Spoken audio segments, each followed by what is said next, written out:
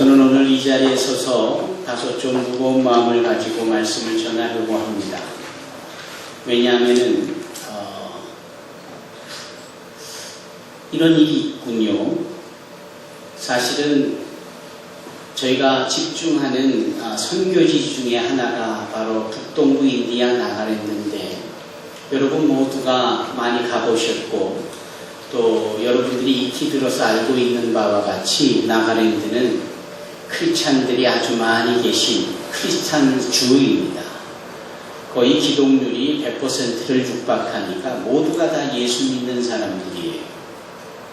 그러니 얼마나 좋아 보이고 얼마나 은혜가 넘치겠습니까?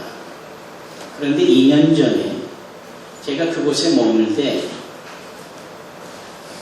이런 이야기를 들었습니다. 정부에 일하고 있는 한 공무원으로부터 충격적인 얘기를 들었는데, 어느 마을에서 그만 나가 소녀 하나가 어느 이름 모를 주변 국가에서 온 자에게 폭행을 당했습니다.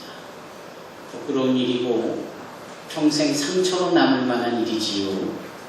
바로 그럴 때 화가 난 그 마을 주민들이 그 용의자를 잡아다가 옷을 발가벗기고 마을 한가운데에서 매를 때리며 결국은 맞아 죽기까지 했다는 것이죠.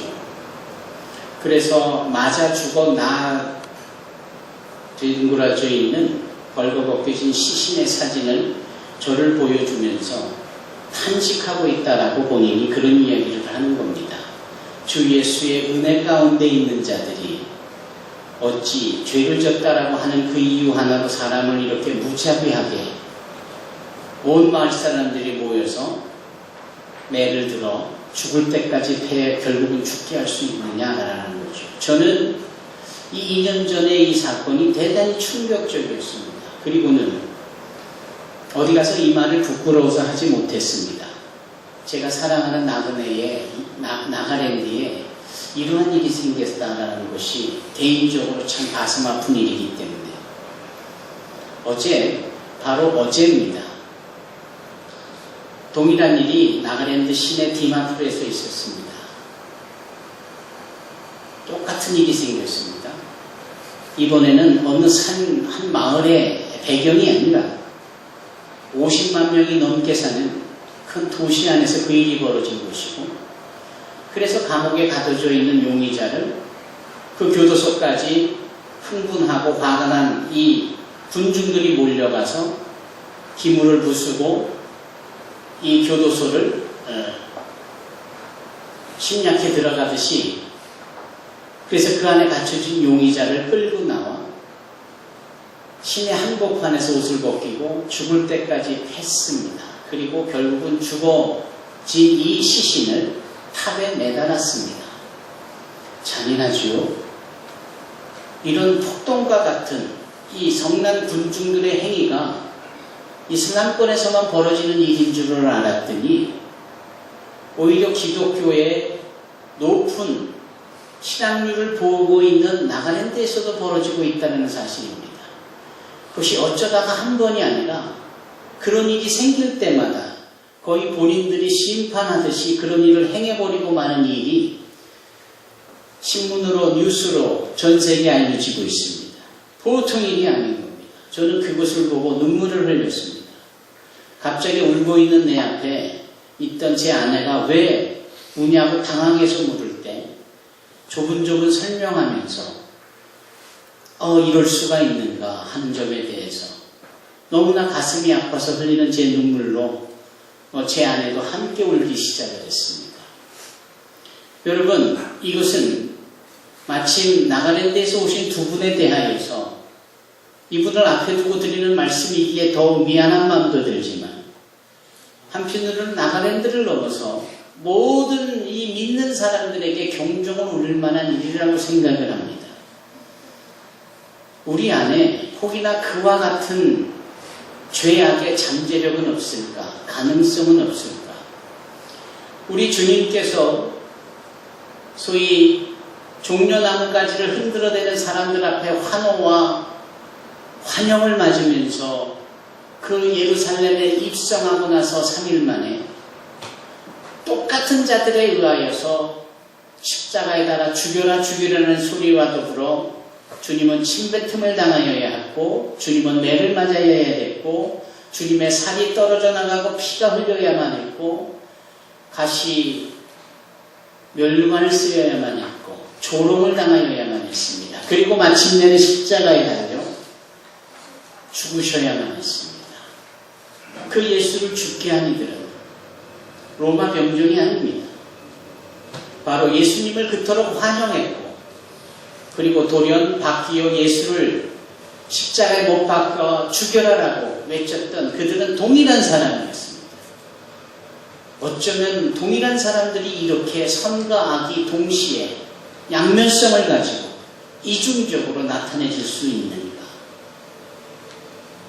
사랑하는 성도 여러분, 우리는 계속해서 사도 바울의 이야기를 듣습니다. 오늘로 사도 바울의 로마 교회에 보내는 편지가 이제 8장으로 넘어갑니다. 이 8장이 있기까지 7장까지는 온갖 죄에 대하여서 말씀하고 있습니다. 칠흑같이 어두운 터널을 지는 듯한 그렇게 마음이 무겁고 힘든 과정이었습니다. 그런데 이 8장에 들어서는 이제 터널의 끝이 보이며 성황이 비치기 시작합니다. 이제 그 극렬한 죄악의 끝자락에서 어떻게 죄로부터 영향받지 아니하고 죄로부터 자유함과 해방을 누릴 수 있는지에 대한 구체적인 대답과 해답이 주어지기 때문에 그렇습니다.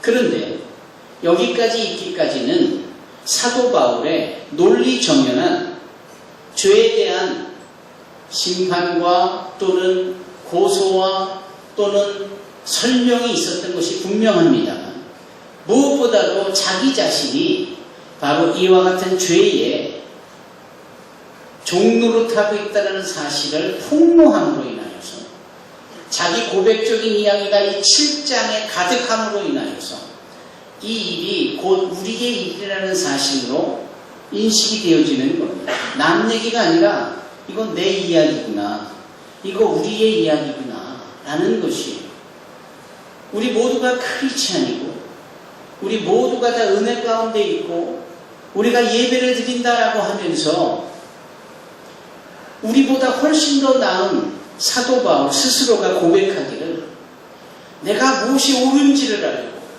내가 무엇이 그른지를 알고 내가 옳은 것을 해야 되는 것도 알고 결심까지 해봤고 내가 그른 것을 결코 하지 않겠노라 약속까지 스스로 자기 자신에게 해봤지만, 그 알고 있는 것도 아무것도 아니고 그 결심조차도 아무것도 아니고 무기력하게 무능력하게 해야 될 것은 하지 않고 오히려 하지 않는 것을 해버리고 마는 끔찍한 죄에 종노릇하고 있는 자기 자신을 고백한 것입니다. 그러면서 그는 이런 목소리로, 이러한 자세로, 오호라 나는 곤고한 사람이다, 누가 나를 이 사망의 법에서 나를 건져내랴 스스로 탄식한단 말입니다. 스스로 탄식하고 고백하기를, 누가 나를 이와 같은 내 힘으로는 도저히 할 수 없고 내 결심으로는 도저히 하지 못하는 이 연약하고 무기력하고 무능력한 나를, 이 죄로부터 나를 인도할 수 있겠는가? 누가 나를 이 죄악으로부터 끌어낼 수 있으며 누가 나를 이 죄로부터 자유하게 할 수 있는가? 라는 탄식을 하게 됩니다. 그것이 7장 전체의 이야기. 그러면서 7장 25절에 감사하게도 그는 그 자신을 이끌어낼 수 있는 오직 단 한 가지의 해결책, 해답이 있음을 고백합니다. 그것은 다름 아닌 우리 주 예수 그리스도를 믿는 것이라는 거예요.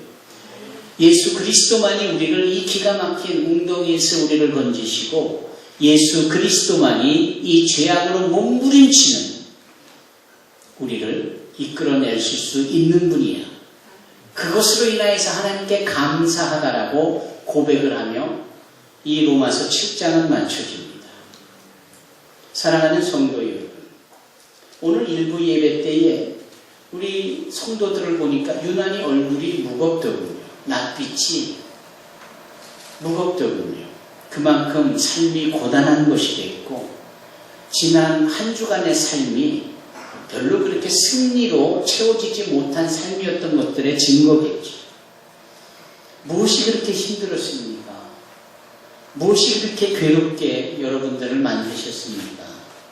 무엇이 그토록 그렇게 자괴감에 빠져서 얼굴빛이 어두울 정도가 되셨습니까?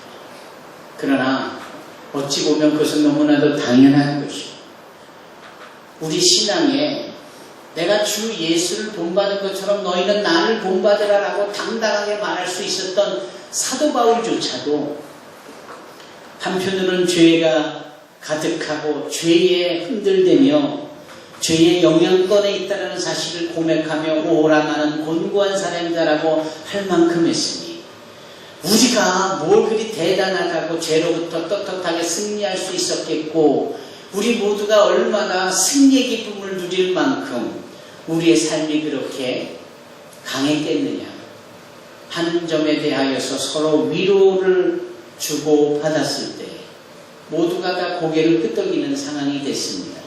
여러분들은 어떻습니까? 지난 한 주간이 자신만만하고 당당할 만큼 승리로 수놓아진 삶이었습니까?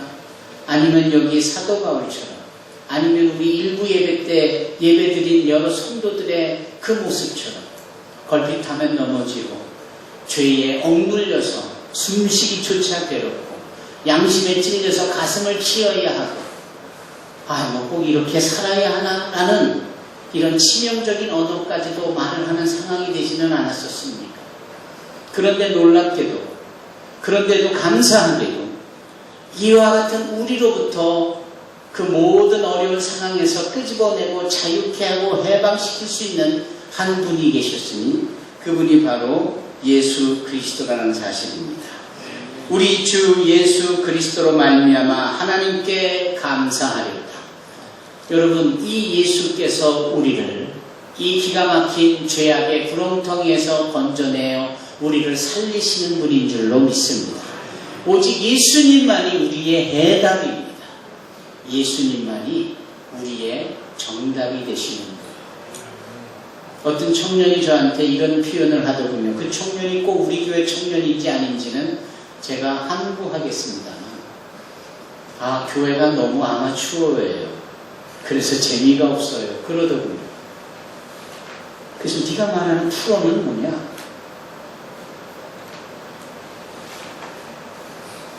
어떻게 교회를 아마추어라고, 그래서 재미없다고, 그래서 별로 흥미가 없다라고 말할 수 있을까요?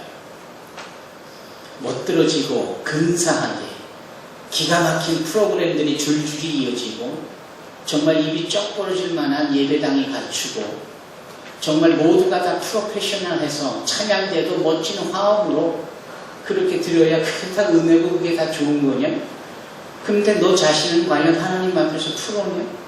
진정한 프로의 크리스찬이냐? 말을 못하죠. 못할 수밖에 없죠.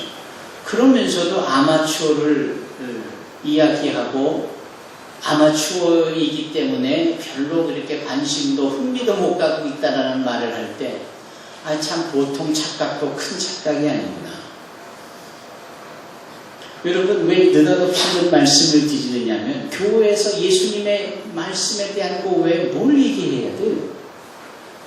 늘 듣는 예수님에 대해서는 충분히 알았으니까 이제 그만하셔도 되고요. 사실상 돌아가는 이야기, 좀 높은 수준의 학문과 철학, 멋진 문화 이야기, 그런 거를 말해야 되는 것이 교회입니까? 저는 그렇게 생각하지 않습니다. 우리가 예수 외에 무엇을 교회 안에서 말을 할 수 있을까요? 어제나 오늘이나 영원토록 동일하신 그 주님 외에 우리가 무엇을 입에 담아야 합니까? 오죽하면 저와 공부를 하면서 하시는 바와 같이 교회가 도덕을 말해야 돼요? 교회가 윤리를 말해야 돼요? 천만에요. 도덕과 윤리는 늘 경우에 따라서, 시간에 따라서, 역사에 따라서, 문화에 따라서 달라질 수 있는 가변적인 것이 윤리고 도덕입니다.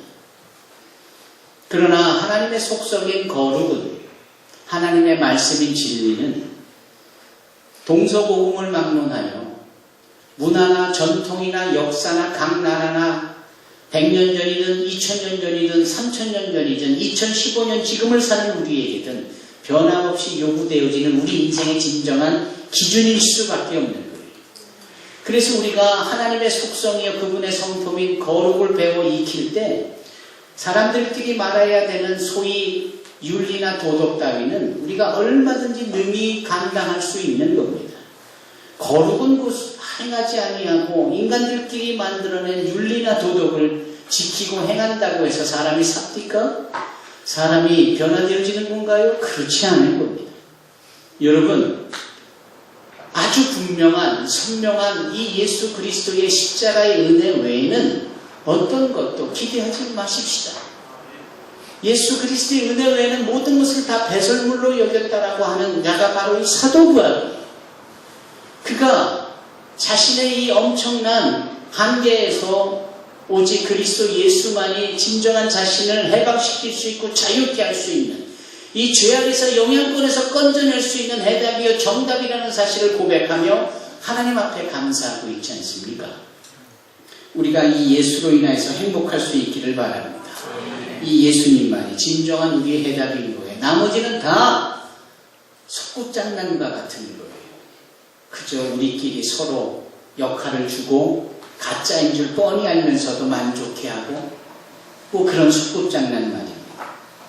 저와 새가족 교육을 하시거나 저와 성경 공부를 하신 분들은 아마 여러 번 들으셨을 법한 그러나 언제 들어도 동의가 되고 재밌는 이야기 한 토막을 설명해 드린다면 이런 얘기입니다. 어느 산에 가는 길에 늪이 있습니다. 그 늪은 대단히 치명적이기 때문에 사람이 한번 빠지면 죽을 수밖에 없어요. 점점 가라앉는 겁니다. 그래서 그 늪 주위에는 편말까지 세워져 있어요. 빠지면 죽습니다. 가까이 오지 마시오. 뭐 이런 어떤 사람이 그 늪에 빠졌습니다. 점점 몸이 가라앉습니다. 죽어갑니다. 살려달라고 소리 지르지만 그의 몸은 점점 빠져들어갑니다. 고맙게도 한 사람이 그 앞을 지나오듯 옵니다. 그 사람은 다름 아닌 유교의 창시자인 공자, 맹자와 같은 사람이에요. 그 사람이 거기 쪼그리고 앉더니 빠져 죽어가며 손짓을 하는 이자에게 이런 말을 하지요. 거보시오. 내가 여기 위험하니 조심하라고 하지 않았소.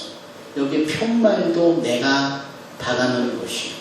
당신은 그렇게 경고했지만 빠졌으니 죽을 수밖에 없어. 나는 당신을 도와주지 못하오. 하면서 지나가더라라는 거. 이게 소위 유교의 논리며 이것이 사람들끼리 만들어내는 윤리와 도덕을 말하는 부분이요. 한계입니다. 옳은지 그른지 아는 것 같아도 그 결과물에 대해서는 일절 어떤 것도 힘이 될 수 없는 것이죠. 이게 유교의 한계요. 윤리와 도덕의 한계입니다. 또 다른 이야기를 해볼까요? 한 사람이 또 빠졌습니다. 죽어갑니다.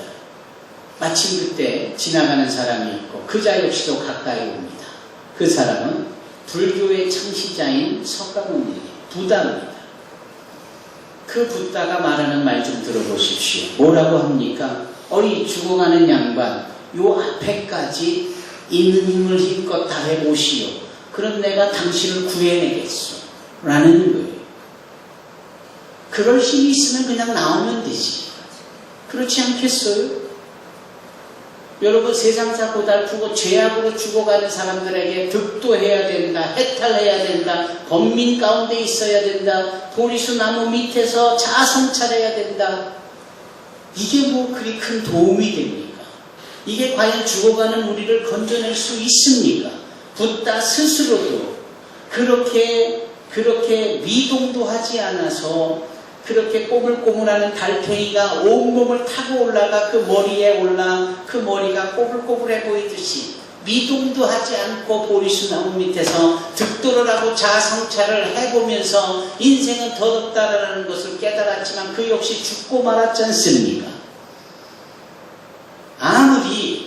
아무리 인간적 노력을 해봐도 이 죄의 문제는, 이 사망의 문제는 어찌 해볼 수 없다라는 것이 불교의 한계입니다. 그런데 동일한 사건이 벌어졌어요. 그런데 한 분이 옵니다. 이분은 바로 우리 구주 예수세요. 이 예수님은 주저하지 않고 이러쿵저러쿵 말씀하시지 않고 그냥 빠져들어가는 그 형제에게 자신의 몸을 던져서 자신은 빠져들어가며 오히려 죽어가던 자를 바깥으로 밀쳐내며 자신을 디딤돌 삼아서 바깥으로 내보내더라라는 겁니다. 그리고 그 예수는 죽는 겁니다. 예수께서는, 기독교가 말하는 예수께서는 바로 죽어가는 우리를 위하여 대신 당신의 몸을 던지고 그리고 우리를 살려내시고 당신은 죽으시는 분. 사랑하는 성도 여러분, 과연 죄로부터, 사망으로부터 우리를 해방시킬 수 있는 유일한 분이 누굽니까? 인간이 만든 철학입니까? 인간이 만든 종교입니까? 예수님 외에, 우리를 위하여 십자가에 죽으신 예수님 외에 누가 있습니까?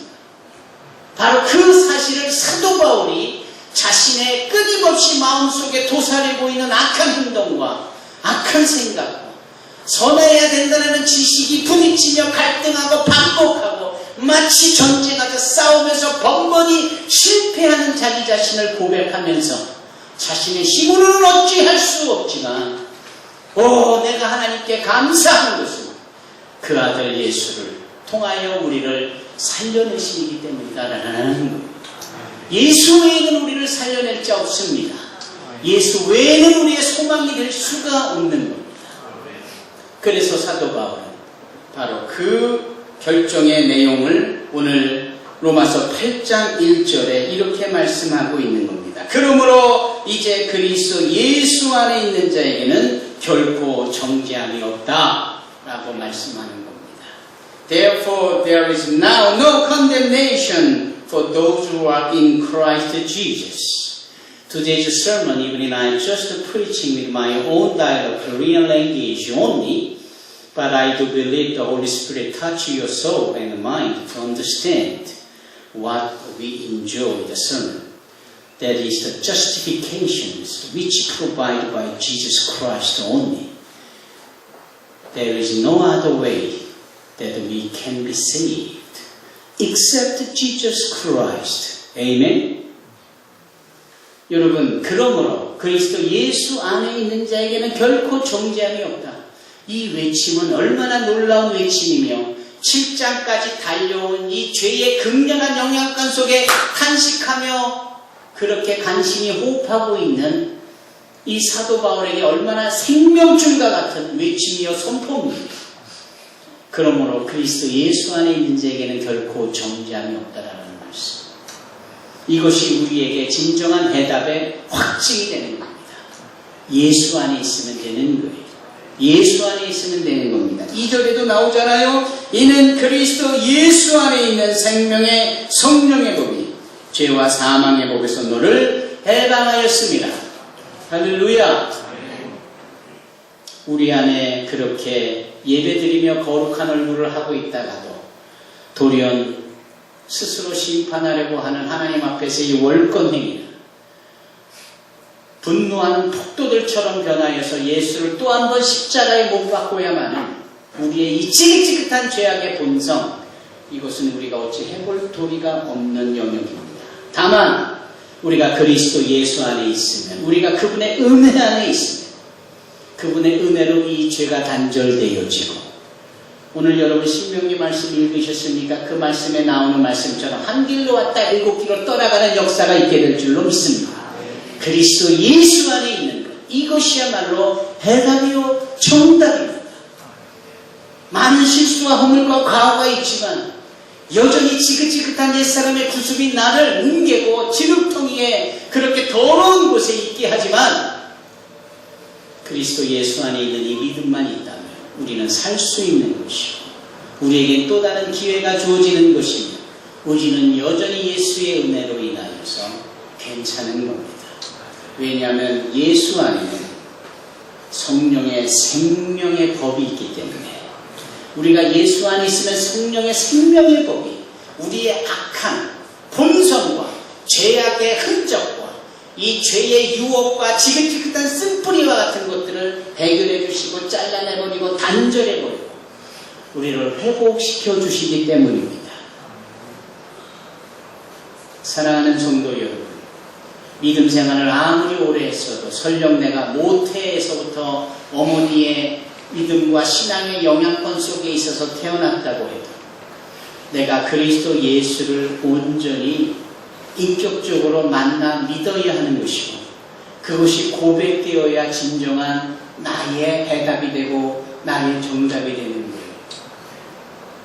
부뚜막에 소금도 입에 넣어야 뭐라고 그래요? 짜다라고 하잖아요. 부뚜막에 소금도 입에 넣어야 짜다. 그게 뭐죠? 뭘 의미하는 거예요? 좋은 환경과 형편과 상황이 다 갖춰져 있어도 그걸 내가 직접 체험해야 맺게 되는 거지. 내가 그것과 내가 직접 해보지 않으면 그게 무슨 상관이냐. 이게 우리나라의 속담인 거예요. 예수께서는 우리를 위해서 이렇게 해답을 열어놓으셨고 당신이 정답이 되어주셨건만 그런가 보다 하고 지식적으로만 아니라 그분의 은혜 안에 거하려고 하는 태도나 자세가 없다면 그게 도대체 우리와 무슨 상관이 있으며 그 예수의 능력이 우리하고 무슨 상관이 있겠습니까? 믿는다라고 고백만 할 것이 아니라 우리가 직접 주 안에 머물도록 해야 되지를 않습니까? 우리가 그분의 은혜 가운데 거하도록 해야 되지를 않습니까? 주 안에 있는 나에게 딴 근심이 있으랴 십자가 앞에 나가 내 짐을 풀었네. 주님을 찬송하면서 할렐루야 할렐루야 내 앞길 멀고 험해도 나 주님만 따라가리. 이 찬양을 우리가 즐겨 하잖아요. 그 주 안에 있는 내게 딴 근심이 없다라는 고백 아니에요. 그렇기 때문에 늘 십자가 그분의 은혜 앞에 우리가 나아가야 되고 그분 앞에 우리의 짐이 내려가지는 일이 있어야 되잖아요. 여전히 우리의 나아갈 길이 멀고 험해요. 녹록치 않습니다. 고단합니다. 많은 죄가 유혹하고 많은 실수가 생겨나고 예전에 우리의 죄 본성이 여전히 도사리고 있어서 우리를 틈만 타면 넘어뜨리려 하고, 그러나 우리의 눈이 예수님께 고정되어지고 그분 안에 있으려고 늘 애쓴다면 우리의 모든 삶은 기쁨으로 충만하게 되고 힘들지 않고 편해지고 쉬워지며 행복하게 될 줄로 믿습니다. 바로 사도 바울은 그것을 우리에게 알려주고 있는 겁니다. 주 안에 있는 것. 주 안에 있을 때에 우리의 모든 죄 나부랭이들은 심지어 저질러오는 죄의 흔적과 모든 상처와 아프게 하는 슬픈 과거들은 결코 정죄함이 없습니다. 죄가 이러쿵저러쿵 말 못한다라는 거예요. 죄의 영향권에서 벗어나 자유함을 누리는 진정한 해방이 되어지는 것을 의미하는 겁니다. 나의 주 안에 있으려고 하는 이 신앙적인 행위 속에 주 안에 있는 성령의 생명의 법이 우리를 능력으로 도와주시고 우리를 그렇게 해주신다라고 약속하고 계십니다. 오늘 본문의 말씀 로마서 8장 1절로 4절까지의 말씀을 통하여서 다른 것 없이 우리 주 예수의 은혜 안에 머물 수 있는 저와 여러분이 되기를 바랍니다. 꼭 그리 되어지기를 주님의 이름으로 축원합니다. 기도하겠습니다.